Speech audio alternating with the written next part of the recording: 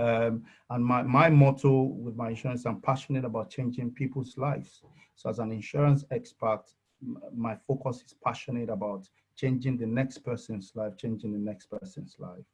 I have been in this industry for over 7 years, and it's still counting. And I have, to the glory of God, without sounding to sound modest, I have over 1,000 clients, that I manage. And if I had to do the statistic the other day, I think over 70 of them are from the health sector. So ranging from doctors, nurses, radiographers, name it, healthcare assistants, a whole lot. So I understand your industry very, very well. I understand it. In fact, I've actually joined in protest. I think I joined the doctors' protest, was it last year, when they were protesting about something. Most of my clients invited me. We had to go carry placards and all that. And of course, I think the nurses did similar thing to as well. So this is just a short about me. Of course, I'm happily married with 2 lovely daughters. So that is just a nutshell about me. But what we're here to do today, is it okay if I can share my slide, please? I'm sure I apologize, I didn't tell that before. Is it okay to share my slide? Not sure if anyone can hear me. Yeah, that's fine. It's okay. You can share your slide, please. Fantastic. Thank you. Thank you.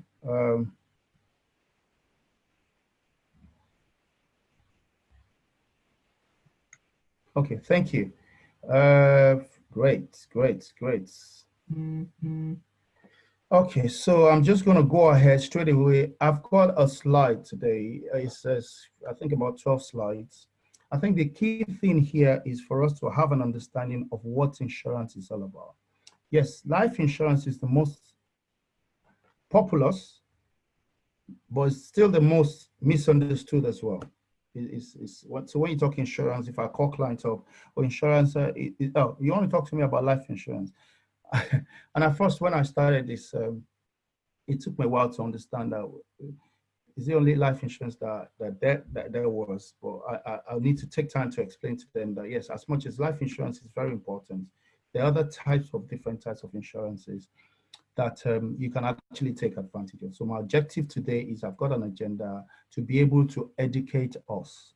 That's the key thing, to educate us with the different types of insurance that there are, what insurance is all about as well. Okay, I'm sharing my slide now. Not sure whether we can see it. Go straight all the way to the top.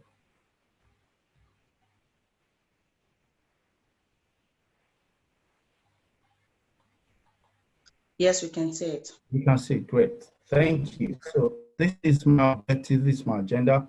I'm going to do a bit of introduction, which I've already started anyway.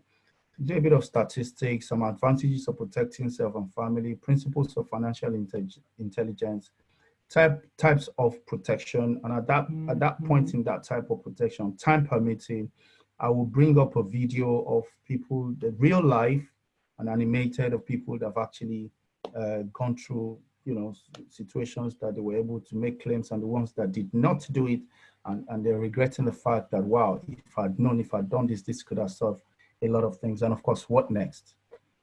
So before this is not interactive. Usually, I'll just ask who understands what insurance is, but because this is one-sided, I'm sure if you do have questions, maybe you can drop it on the chat box and we'll pick it up. Yeah, please drop your questions, or if you've got any myths around insurance or life insurance itself, please drop your myths or your question on the chat forum, and then I will read it out in between this conversation. Thank you, Mr. Aaron. Thank you. So I don't know whether you can see this. Yeah. Insurance, it says. So, okay, that's fine. I just want to say that there's a quote by a certain Louis A. Otis Haddock, which says, life insurance is like a parachute. There's different quotes. I just love this one. If you don't have it the first time, you need it. There is no second chance. And I understand, I'm sure, I don't know how many of us have used parachutes before. It's there to prevent, just in case. If you've done some crazy things like me, I've actually jumped down the um, moving plane as a yeah, and I had a parachute, thank God, and it worked. Mhm. If it wasn't working, yeah, it's another story for another day. But yeah, okay. So that is what that quote is saying. It's life insurance like a parachute. If you don't have it the first time you need it, there is no second chance. And it's very important for us to have that understanding. What life insurance called. I'm trying to navigate back to my screen now, and I'm finding a bit. Pardon me. Okay, I know what to do. Uh,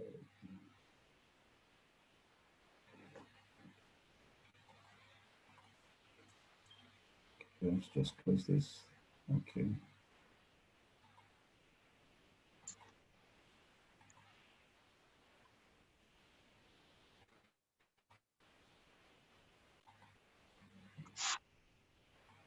Sorry for that interlude.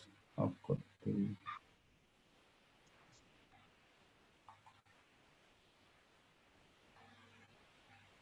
Okay, found it. Great. Is this still sharing or stopped? Sharing. Sure. Thank Oh, you. we can't see the sharing anymore. Can anyone see the sharing? Okay, yeah, it's starting to share Okay, already. right. Yeah. Okay, we got it. Thank you. So now the definition of life insurance or insurance generally is risk transfer mechanism that ensures full or partial financial compensation for the loss or damage caused by events. Now, when there are definitions, I remember when going to school, we're told to pick the key commanding words. So it's saying risk transfer mechanism that ensures full or partial financial compensation for the loss caused by events. I want that to sink in.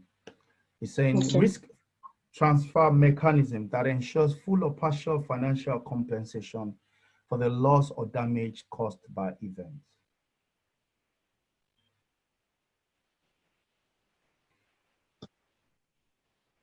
Okay. And the understanding of this particular bit, and when you're doing the kind introduction about insurance and all of that, I had a bit of story about me too wanting to get into insurance. And pardon me if I could share this story with you guys. And it's related to cancer as well. It's funny.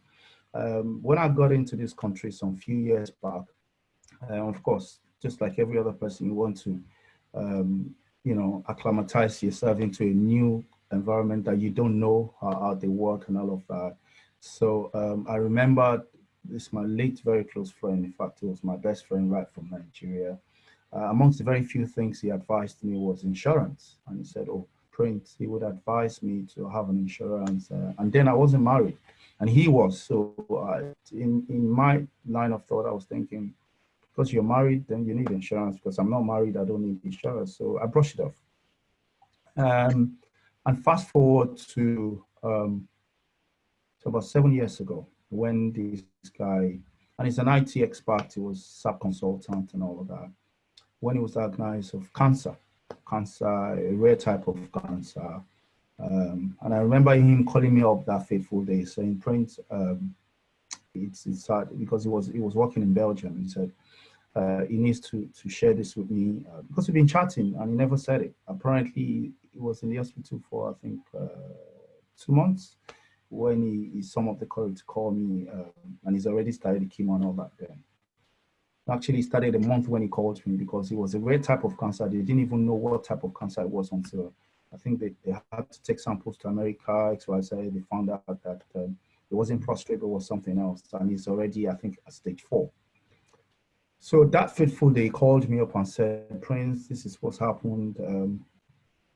And don't forget, he was the one that told me about insurance. Immediately, I stepped my foot in the UK. And that was like some years after. So he said he was been diagnosed with this rare type of cancer. And he said he's got 3 months to live. This is a successful guy, had 3 children, a loving wife, and a few investments here and there. Um, it was a big blow. It was a big time blow for me. I had to drop the phone off because first I didn't know what cancer was. I knew it was a deadly one, But to now hear that it's got 3 months to live just like that, is that how they just give you that one, that sentence? And I had to search my mind. I mean, remember I said this guy is my best friend, and I knew he's in and out for like 3 and 5. So I started wondering, and this guy is an angel. So I'm like, okay, so if this guy could have cancer, what could he have done? What could he have not done? A lot of questions was going through my mind. So anyway, eventually he was not laid off because he was doing contracts back in Belgium. He came back because, he couldn't continue working. They were still paying him, funny enough, because he was he's got this set skill that not a lot of people had.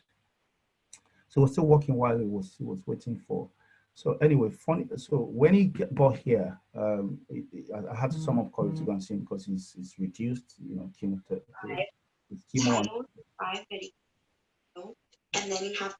Hello? Yeah. Okay, I could hear some. I thought I was okay. So, anyway, so I remember going to see him. I actually cried because his sight was unbelievable. Anyway, and one of the type of insurances that he did was serious illness. And he had that, and he was paid a lump sum immediately he was diagnosed. Now, he was so weak, he didn't have the strength to do a whole lot of things. But he still summoned up the courage to go to America to try to look for a solution to it. Luckily, he got something that was not, it wasn't yet approved, sort of, the process the medicines go through. He came back. He survived 3 months, survived 4 months, 5 months, 6 months, 7 months, 8 months. I think he died on the 11th month. And I remember I went to see him 2 days before he died. And then amongst the very few things this guy said, he said, "Prince, make sure you take care of my family." You remember I mentioned about the life insurance and all of that. He said if there's anything he's not regretting, he's happy that I was able to at least sustain almost 70% of the insurance he was doing. He canceled the income protection because he felt he's had quite a few investments here and there. But he still kept the serious illness. He kept the life cover. He kept the accidental one as well. And he said, "Please, Prince," he would advise me to revisit that conversation we had some years ago. And this is me trying to answer the death mass speech. And at that time, as part of my introduction, I forgot to say that I've been into health and safety ever since I got into this country, on the railway, specializing on the railway. And I didn't realize that I was actually helping people to move A to B safely. So I think of my life, I've always been passionate about changing people's life, impacting on people in any area, shape, or form that I found myself. So I was getting a bit fed up of what I was doing. So and when he told me, I had to do a bit of research. He passed on anyway. Don't let me bore you with that. God rest his soul. And I decided, you know what? Okay, I'm going to make this a last month, the death wish of the last man, the last man's death wish of my best friend, and I'm going to tick all the boxes. To take care of the family wasn't that difficult because I'm used to the family, I'm known, and all of that. But the issue of the insurance, because I don't know anything about insurance, it's not a culture from where we come from. So I'm like, okay, so where do I start from? A lot of people that are of African descent do insurance, or if they do it, there's no one that's come to me to say, "Oh, this is what I do." So I went online to search, and I did a bit of my research, and I found out that apparently it's a career. I was shocked. It's a career that people actually do full time. So I went for the trainings and all of that, and I knew better. I knew better. So I was my first customer clients after finishing my trainings. I knew better about it, and I understand why a lot of people don't even want to talk about it, talk less of wanting to know even more about it. Simple reason, because if you don't know, you don't know, there's nothing you can do about no information. But if you have a renewed information or more information, it's a lot easier for you to make an informed decision about more information that you have. And I hope at the end of this session today, we will pick something away from it and we would make it personal to ourselves, so that at least we'll look inwards and say, how does this apply to me as either married, as a professional, or even single, whichever category you find. Yes, do you know that this is a bit of statistics? 1 out of 3 men develop critical illness before age 65. Remember, excuse me, people talk about life cover. Life is, and I'm still going to talk about, discuss about the different types of insurances, but we're talking about different types of insurances here, critical illness. So the cancer itself that my friend had is critical illness. That's not life insurance, that's critical illness. And it's not all critical illness that are terminal. So that some critical illness, some people survive it, but they still need to carry on their lives. How would you do that if you're unable to go to work? Yeah. 1 out of 5 women develop same. 4 in 10, 42% of cancer cases in UK each year are linked to lifestyle factors. Cancer represents 65% of all critical illness claims. This is the source is Cancer Research UK. The Institute of Physical Studies said coronavirus. So now cancer before coronavirus was the top. So when you talk about critical or serious illness, it's all about cancer, cancer, cancer. Now, everybody's talking about coronavirus. So I had to do a bit of research and I had this tweet as well. And it's referring to us within the Black African background. And it said coronavirus patients from this background were dying in UK hospital at more than 3 times the rate of white British people. And this statistics actually was taken during the pandemic period, because I did quite a few presentations to different organizations. I had to take this out to say at that particular, I think it was March, April, and I don't know the current one as at today. So he said, the owner said it's a report that it looks at deaths involving CV-19 from 2nd of March to 3rd, that's the date, and how they varied by ethnicity. It found, to give us a bit of an example regarding CV-19. So there's a particular policy that when you sign on to that policy, and in fact, 70%, like I said, statistics of most of my clients, they always sign on for this party. In fact, actually 90% of the 70% of my clients that are within the health sector, and the rest, they just feel they have something in place that in relation to that. Now, that particular policy has what is called hospitalization. So now, that's the only policy that, although it does not protect coronavirus as a serious illness, but if due to that coronavirus, you find yourself in the hospital, so it's got what is called hospitalization, you will be protected. And I remember a friend and a client during this past, of course, this coronavirus in the hospital for 32 days, actually, precisely. This guy was dead for 18 days. He was in the ICU, am I correct? Intensive care. He was in there for, relying on the oxygen, machine. He was being operated by a machine.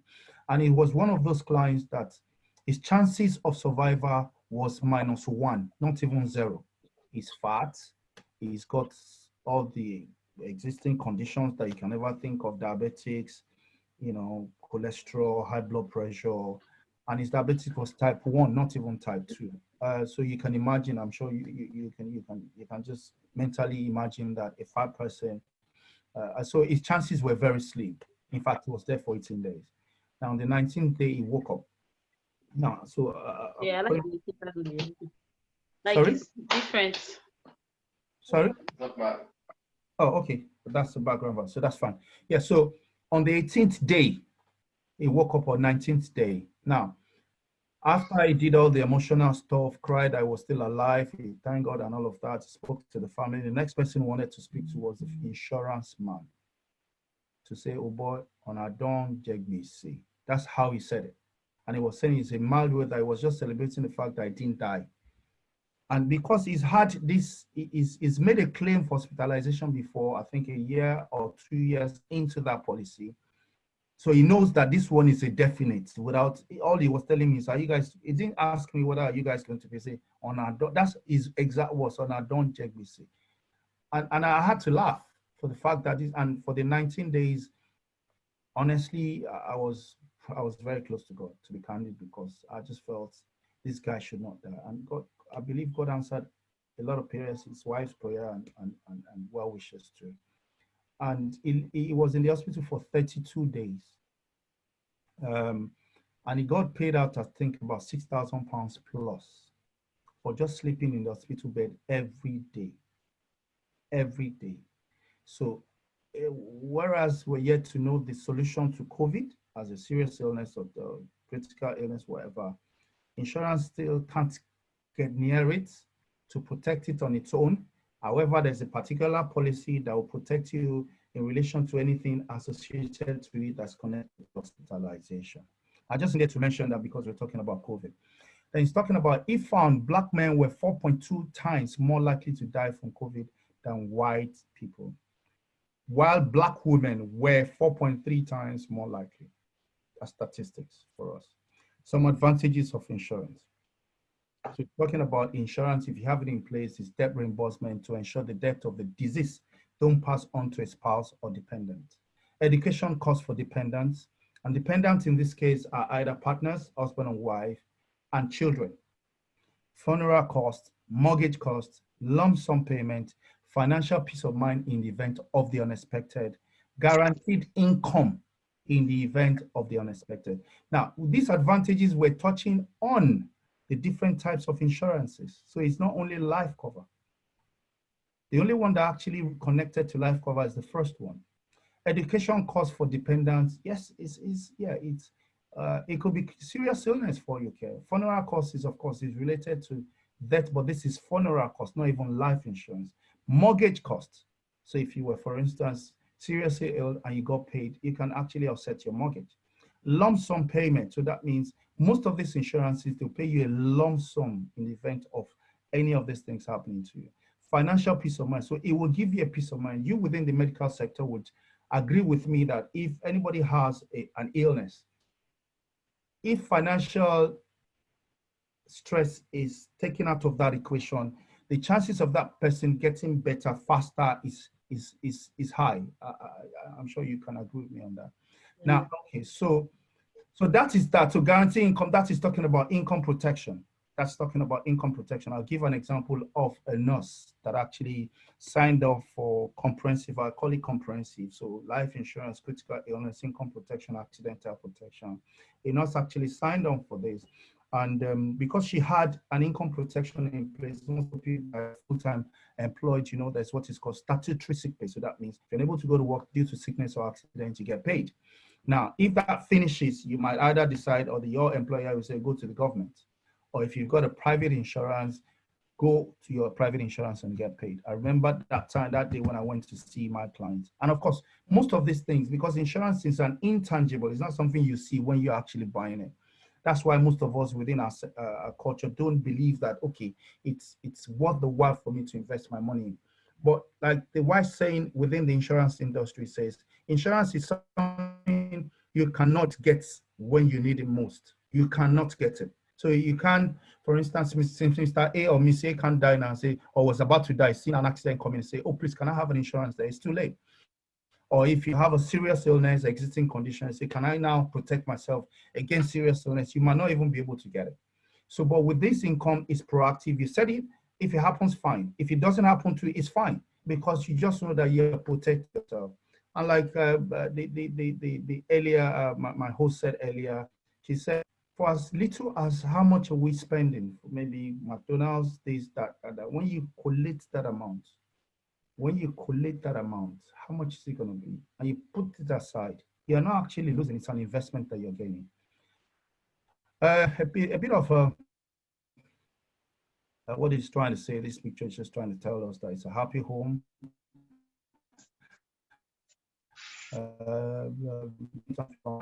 Do you think this other three will still be smiling? Maybe not.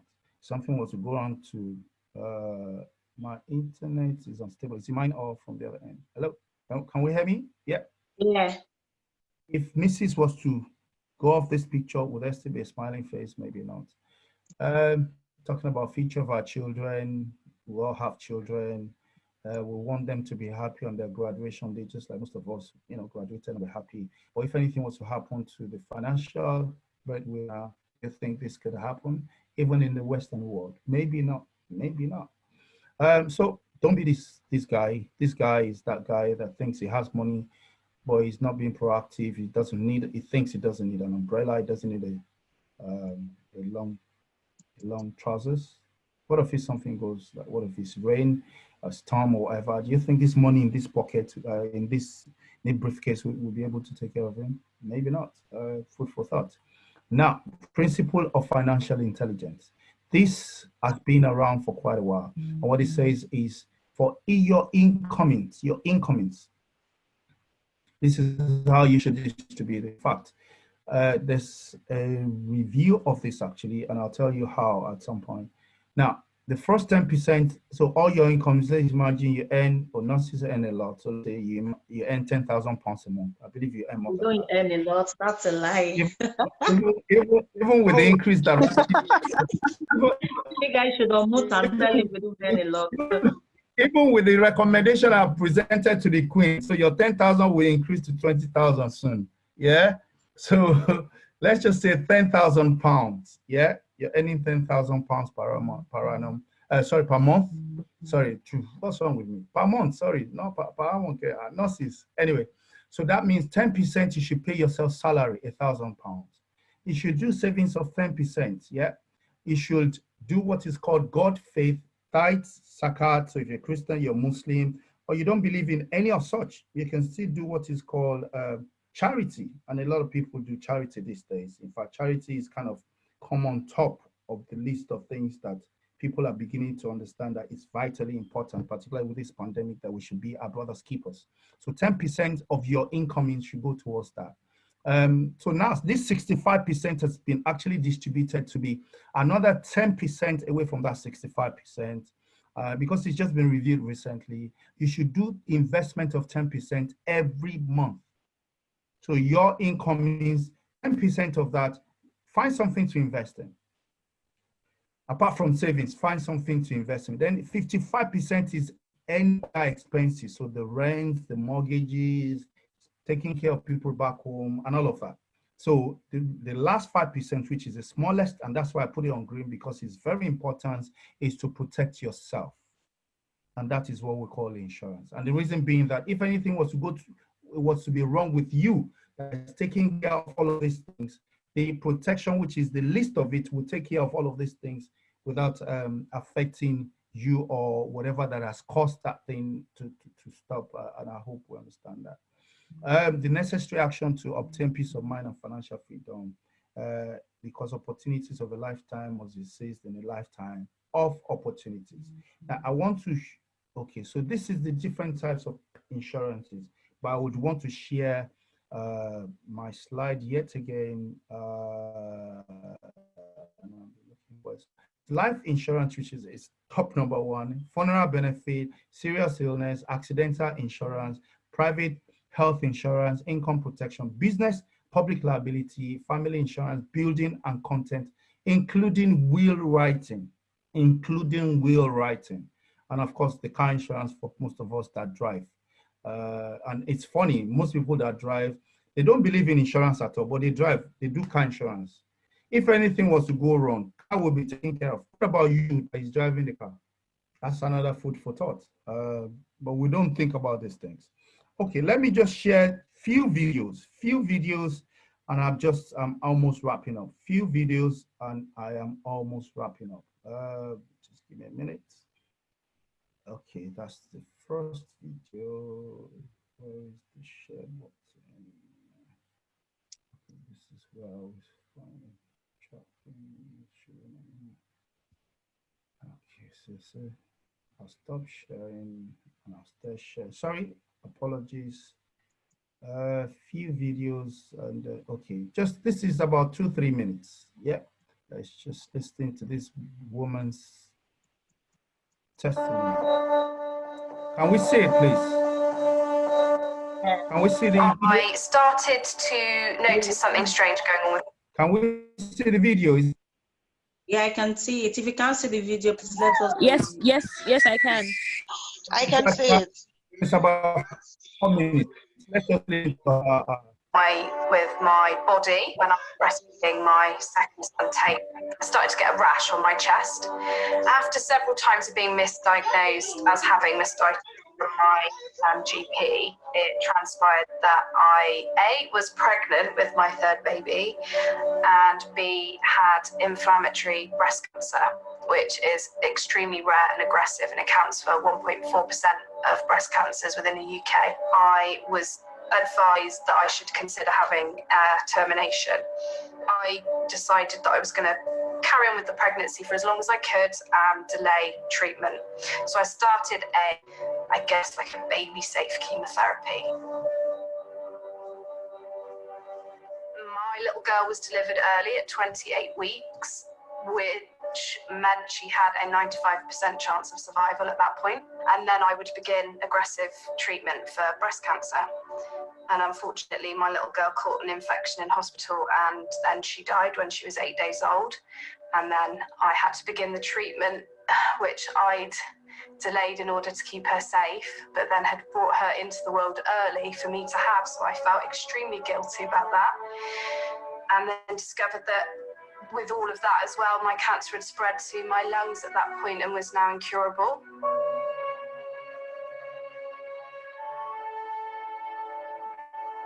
I mean, I remember taking out my first mortgage when I was 23 with my now husband, and we had sat down in this little office and we knew we had to have life insurance to get the policy. And I remember the guy telling us about critical illness cover. And we were like, oh, you know, what's that? Well, here comes the hard sell, upselling products or whatever. And he'd explained that it was for illness, you know, or anything like that. It was all very wishy-washy. He was like, yeah, well, you know, it's there if you want it. And, you know, it's something you might want to think about. You can add it on at any point later on if you don't really need to think too much. And I was thinking, well, what sort of thing do we need it? And he was like, yeah, no, you don't really need it. Because in my head, we'd had life insurance, so if one of us did pop our clogs, then all of those kinds of things would be sorted anyway. So in what world would we need a payout if we were going to get sick pay from our jobs? And that was it. That was about the extent of us thinking about it. We'll get what we need. That doesn't sound that relevant or necessary. So we kind of just left it. And then not really thinking about it, but then a friend with breast cancer that did have critical illness cover, who'd managed to pay off her mortgage, her car, her credit cards, all of her debt, and then inevitably didn't have to worry about working, didn't have to do anything like that. And then thinking, wow, if I had had that money, how much would it have been? And what that would have meant would have been paying off our mortgage and would have been basically taking a stress factor out of our lives that we hadn't even really thought about. But when you don't have that money, you've got to carry on life exactly as it was before, but potentially with losing your job at the end of it, and still having to fulfill all these commitments. It was a real missed opportunity for me that has impacted my life. And I think the key thing is to put to somebody a real life story. You need to be able to say, there's this woman called Heidi who lives in Bristol, and this is what happened to her. Had that been put in front of me and, you know, explained to me that you cannot put a price on your life, and how much we insure our cars and our homes and our phones away from the home, or our cameras, and yet we're not insuring our lives adequately, is absolutely bonkers. And 50% of the population is going to have cancer at some point in their life. It is an absolute no-brainer that you should have critical illness cover.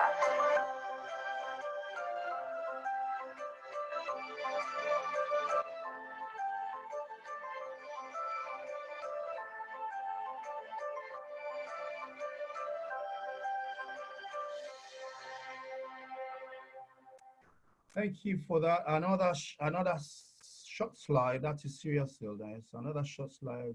Give an example of another type of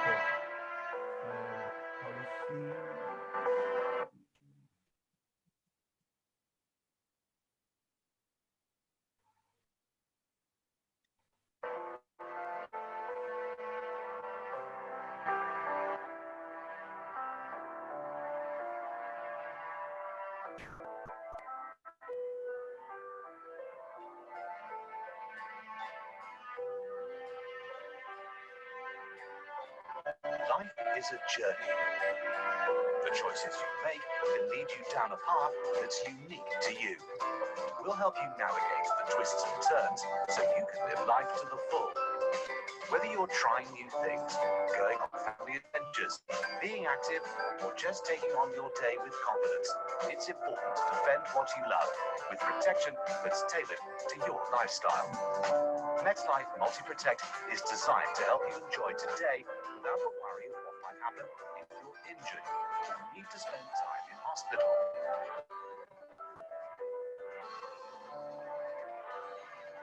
Multi-Protect will provide you with a cash payment for a range of accidental injuries, including broken bones. And after a year, you can claim for hospitalization due to sickness.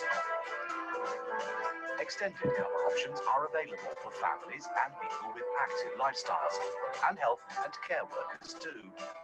So you can keep doing the activities you enjoy with the people you love. So, when the unexpected tries to throw you off track, you can keep going in the right direction.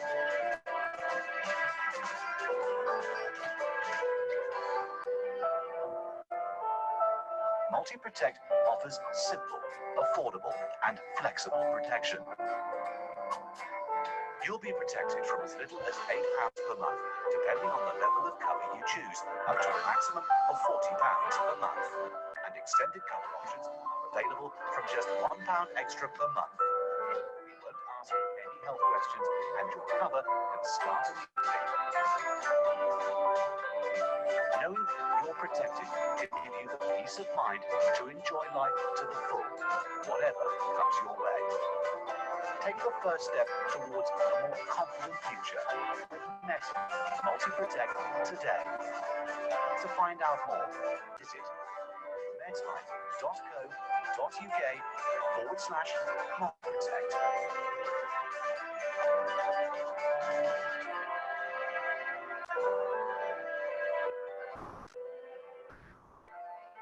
Fantastic.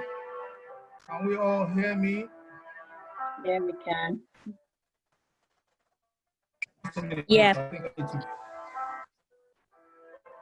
I'm listening to you. Yes, we can hear you. So you've got 10 minutes to round up. If there is anything you want us to know, I've got a question waiting for you following the video we just seen. Well, I'll leave it till the end of your presentation. Okay.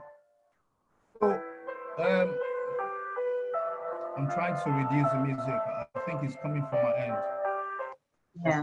Yeah, fantastic. Yeah, that's fine. Sorry. Okay, so those are two different types of examples of insurances that there are. So I've given two examples of claims or someone that did not serious illness, and the other one was talking about multi-protect. The one I said, most of my mental people within the medical sector, they always take that. I don't know why, but they always take it. And I think it's because it does protect them, not only themselves and their children, it protects them from occupational risk as well. So the likes of cardiomyopathy, C. diff, hepatitis B, hepatitis C, it does protect them from all of that. Just let me share my screen for the remaining minutes so that I can just wrap up, if you don't mind. Okay, yeah. So we were here. So that is examples of the different types of policies that we do have. Not taking proactive steps is just showing that if anything was to go wrong, you don't want to blame yourself. And what next? So before that, I'll say booking appointments is if you think that you're interested, you think it's something that might be beneficial to you, and you want to join the 1,000 different types of clients that I have and still counting. This is how to go about it. The beauty about it is I don't have to come. So I remember we were saying, I see some people that are in different parts of UK. I only advise, by the way, for only UK residents only. That has to be emphasized. But of course, the information, you can actually tailor it to wherever you are if you're not living in UK at the moment. But the way we do it is a book book an appointment, book a free appointment to check existing policy if you do have any at all. And then I'll make recommendation on the review of the one you have existing. Book a free appointment to set up an insurance for self and family if you don't have any at all. And it's going to be a 1 hour via Zoom or any visual means that, that's suitable for you at the comfort of your home or anywhere. Then we can do that. And so opportunity is now here, is nowhere. It depends on what you see. But I see opportunities now here for you to take proactive steps. So this is me done. Thank you so much. I remain again, Mr. Prince Adedapo Araromi. I'll say I'm the best advisor in the UK. I'm not the only one, but I believe I'm the best advisor. Thank you for these great opportunities. I really do appreciate you. Thank you so much and well done on all the wonderful works you've been doing. I'm sure you don't get this appreciation all the time. I am thanking you because I have a lot of people in that sector. Thank you. A very big thank you to you, Mr. Adedapo Araromi. We've been blessed, as in, you don't want to know how much I know about life insurance now and how much I've added to my knowledge. I just want to give a shout out to all our participants. A big shout out to you, Areta, Lolade, Fisayo, Ifeoluwa, Olubukola, Oluwatobi, and Ugoma. For some reason, I could not link the Zoom to my Facebook. We sure should have more of this, but at least we are rest assured that this presentation was recorded. And for those that could have missed it one way or the other, we'll be happy to share it with them. Thank you. I've got some questions for you, and then I'll just be reading out. So before the question, Olubukola said, the importance of financial intelligence cannot be overemphasized. And then, the very first video you showed us about the pregnant lady, Marita said, taking Edie's case as an example, did the life insurance payout, considering the fact that she deliberately delayed treatment, had a early detection phase, so she could bet her baby? Because sometimes, insurance could be funny. I have a car insurance that sometimes they do my head in. I've got phone insurance as well that they do my head in, So based on the case, do you think that the life insurance eventually pay off, and how did it pay off, knowing fully well that she delayed her treatment? Thank you so much, Ms. Areta. The other question is, Bukola said, are there life benefits of life insurance? And if yes, what are they? Okay, so first of all, Ms. Bukola, thank you for re-emphasizing the fact that financial intelligence cannot be overemphasized. We don't practice enough, and I'm beginning to start, singing that song to a lot of people now, particularly most of the people that I'm, because it's not supposed to be part of advising on insurance, but it just helps you to signpost and, prepare yourself financially well, so that all the money coming into you, this is the way you should redistribute it so that you can get something back. So thank you for re-emphasizing that importance. Mr. Aretha, thank you for that wonderful question with regards to Heather's case. Apparently, this Eddie's case is not Google. It's actually, it happened to one of our advisors' clients. Now, in that case, the question you did ask is, did life insurance pay out? The simple answer to that is no, because she's not dead yet. So the life insurance is not in relation to our serious illness. So let's try to understand this. So life insurance is when the client is dead, then they pay financial dependents, which is the family. Now, what happened to her? It's serious illness. So what that video is trying to depict was when the advisor came, all they were thinking at that time was life insurance. So in the event of death, so as at that time, she didn't have any symptoms, nothing. She just had a mortgage. The only natural thing is, do a life cover. So in the event of death or of either partner, they can move on as normal. They didn't think that something serious could happen. So now, the advisor advised on serious illness, they just brushed it aside. And most advisors, they don't want to be forcing.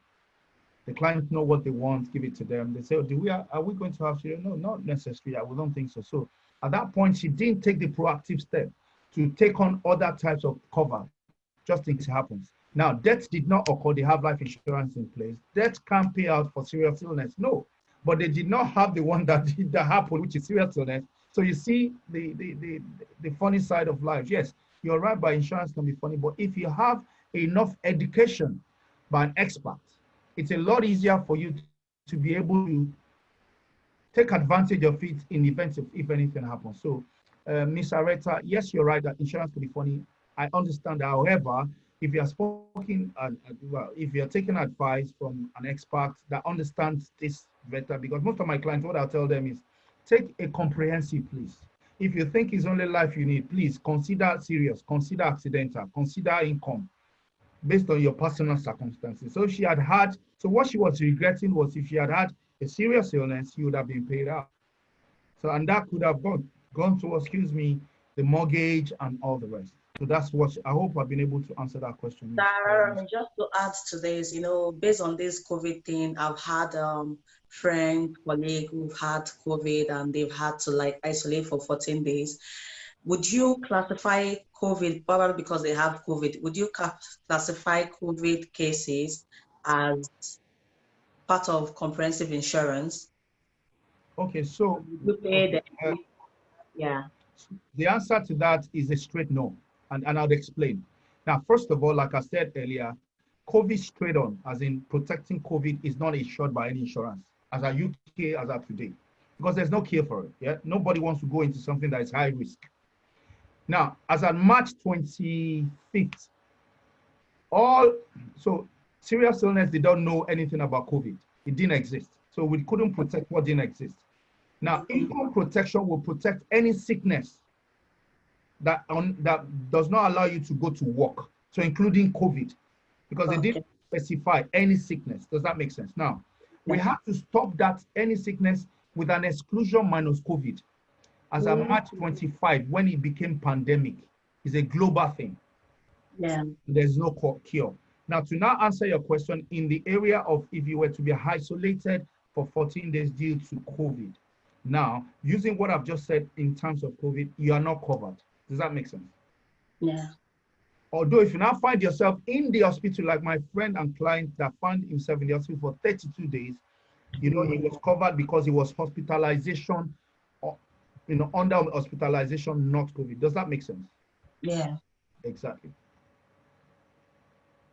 So we're just butchering Areta's question answer to what you've said.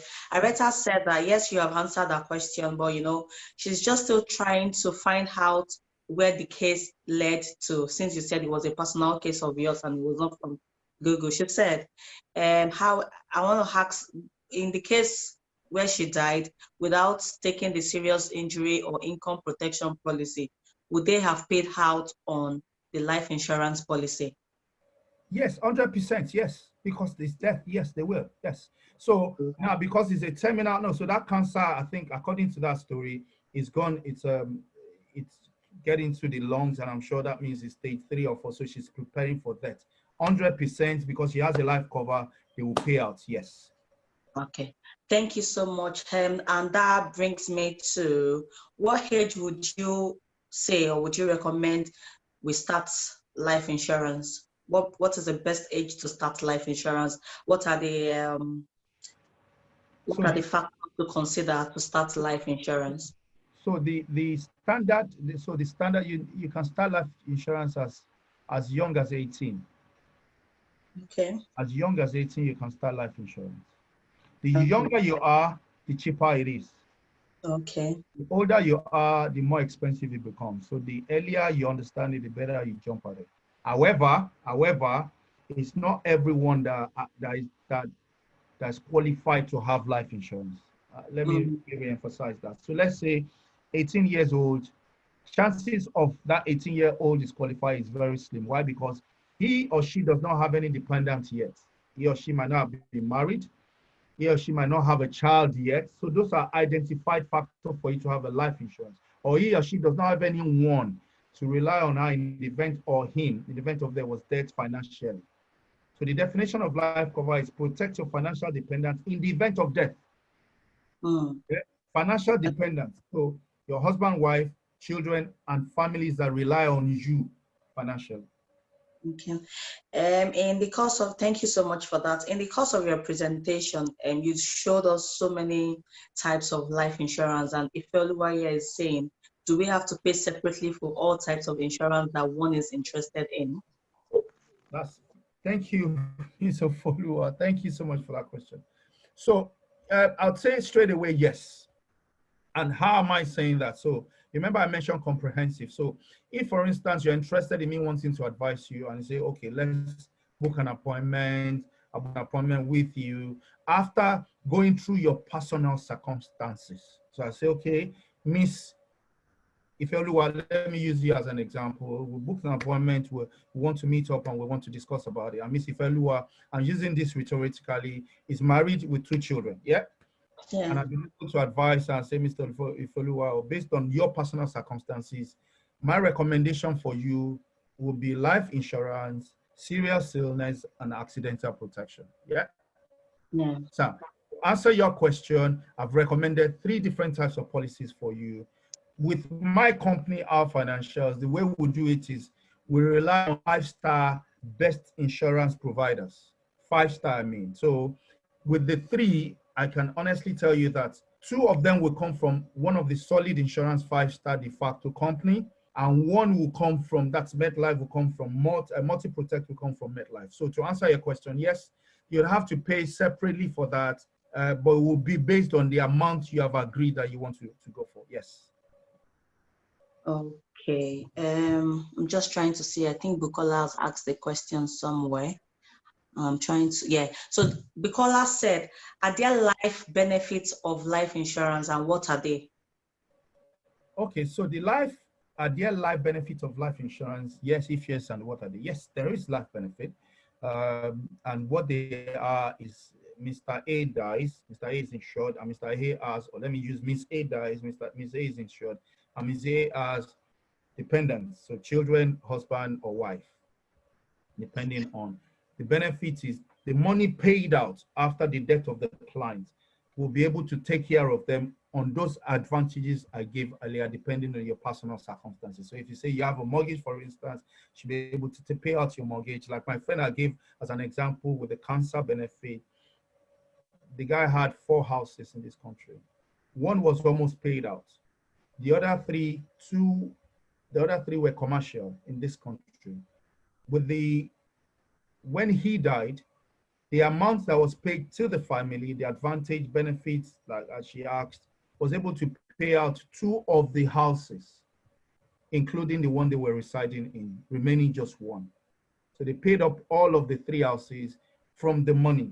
And the 3 children were able to go to private schools with still from the money that he did as life cover. So that is a typical example of a personalized type. It depends on individuals. Some people that might not have mortgage, for instance, will have children, and their desire was for the children to go to private school, for instance.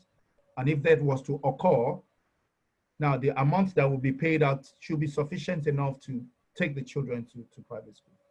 So those are just give examples of what the advantages should be, or benefits of life cover. Yeah.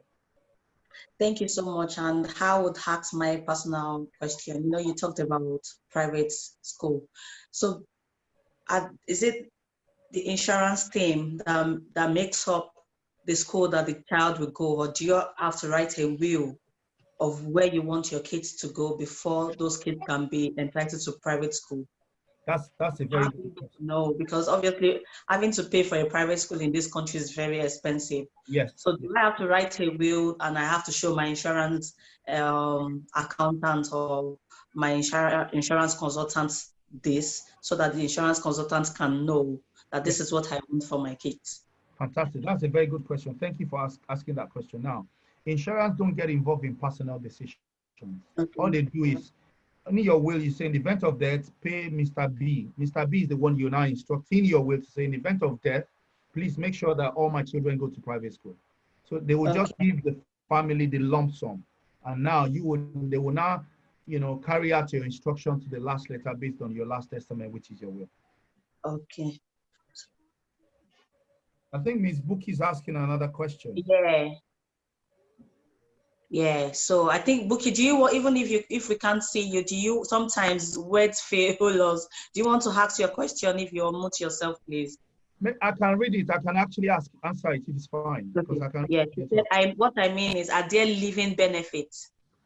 For life insurance, no, there is. Okay, so living benefits, I don't understand what she meant by living benefit, but if I want to interpret it right, maybe what she meant is living benefit in terms of if you have a life insurance does not benefit the client, the person that is doing the life insurance. It's the people you're leaving behind that is benefiting from it, not you as a person that is doing the life insurance. I hope I've been able to answer that question. And if not, you can actually clarify me Unmute there. yourself, yeah. Yes. Unmute yourself. Kindly unmute yourself and ask the question if you're not still satisfied, my darling.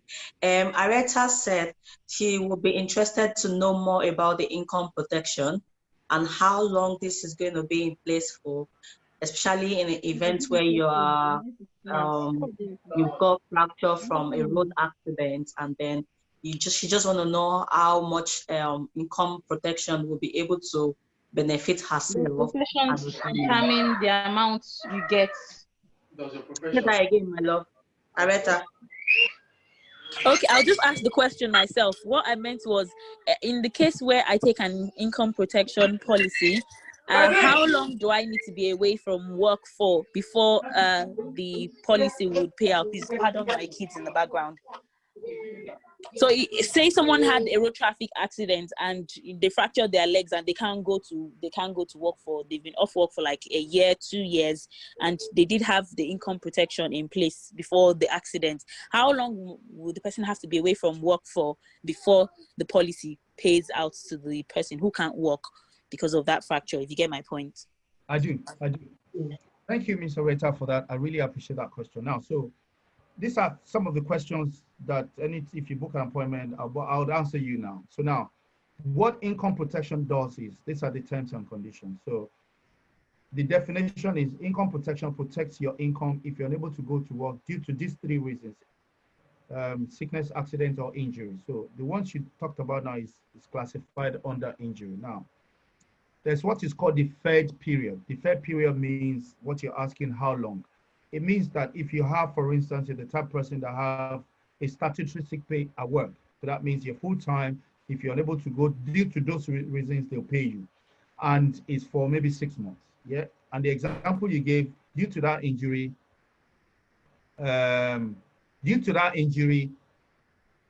you're inactive to go to work for 1 year, and your company has paid you for 6 months, yeah?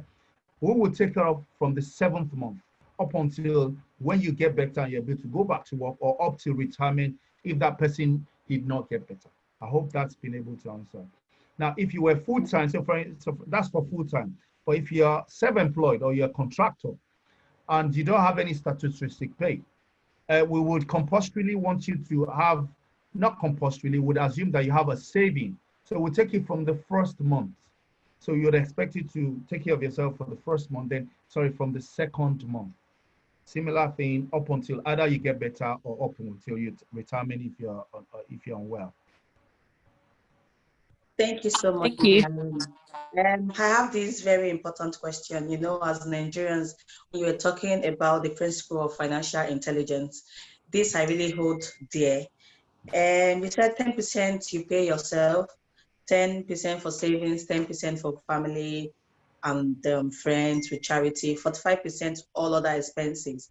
And you see that the 10% you decide to give your family is not enough. So is it advisable for you to take from any other source of income or any other saving for you to make family demands?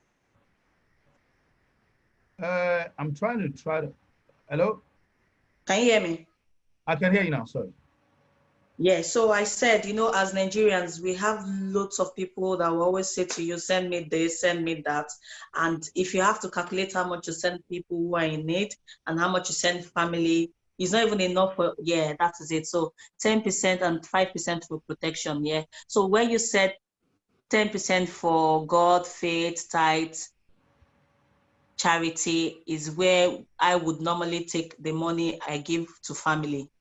So if the 10% is not enough, is it advisable to take from any part of your savings? So first of all, anything minus what is here shouldn't be spent on something else. So where the family one should come out from is any other expenses, not in this 10%. So it's a so that means you have a lot there to take care of. So I'd actually reduce this to 55%. So the other 10% in this 65 is for investments for yourself. The 55, the chunk of it, 55 is any other expenses, spending on the family, taking care of your rent, paying your mortgage, and all of that, 55%. Okay. And to play the devil's advocate, if say for instance, let's just imagine, you now find out that even that 55 is not enough for any other expenses, yeah?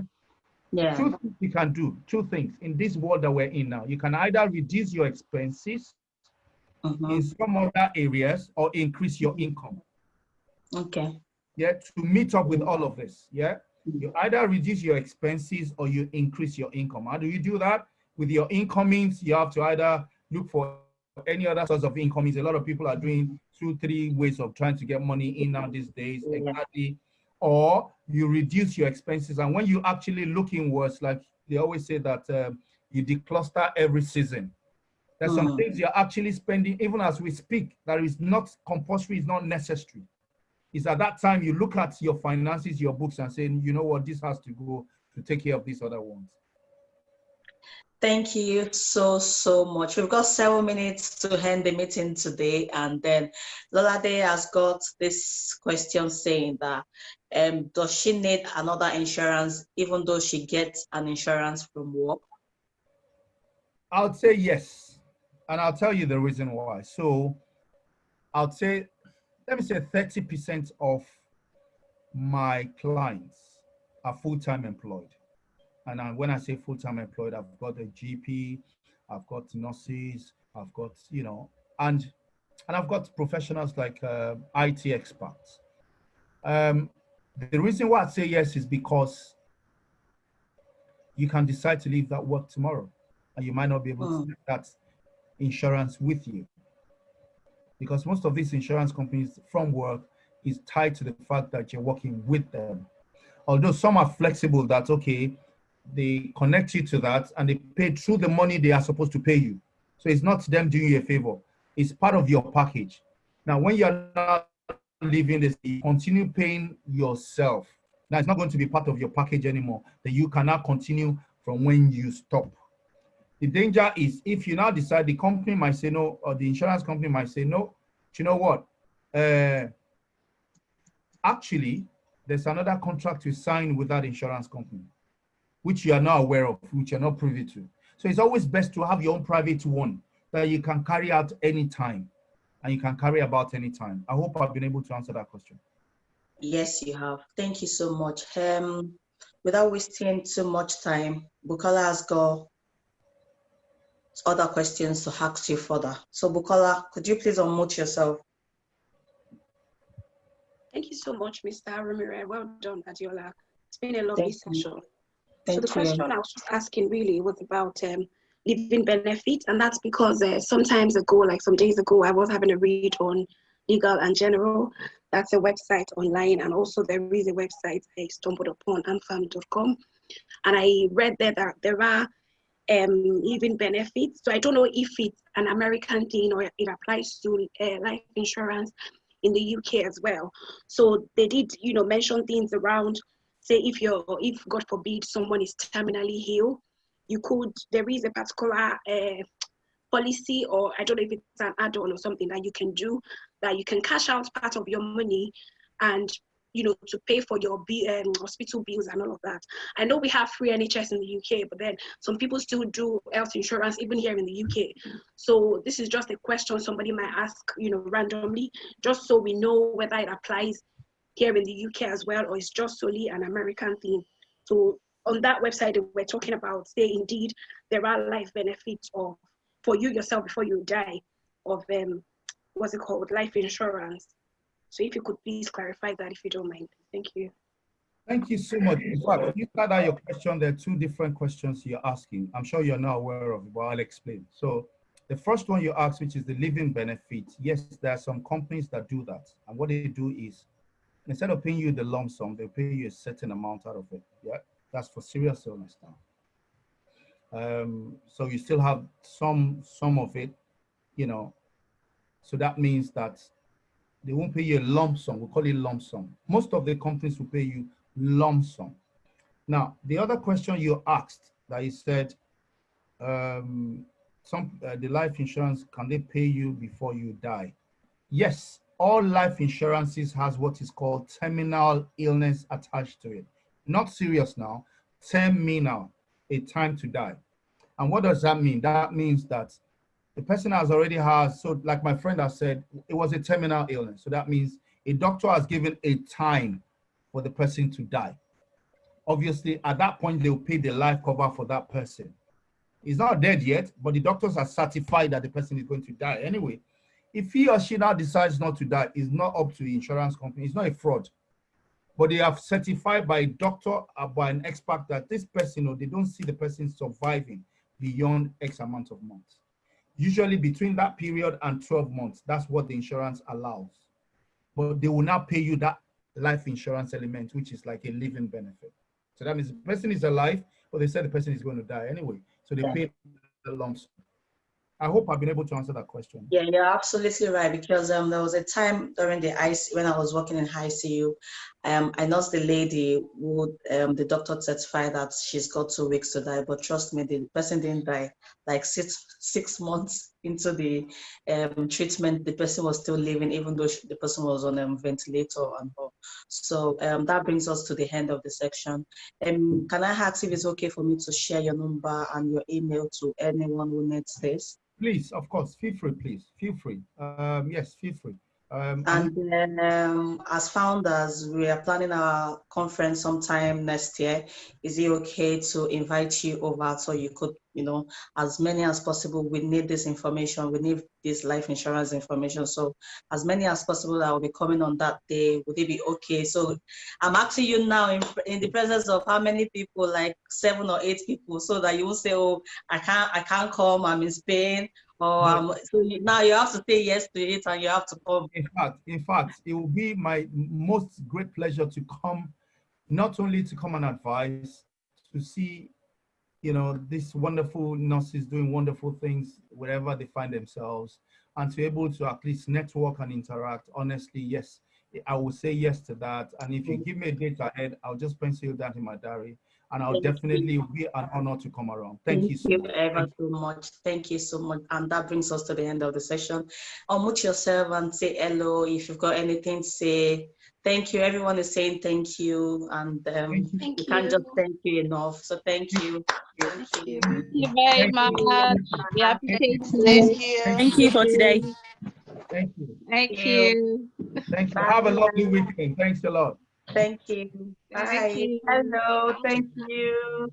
Hello, Yasmin. Thank you, Donna. Bye.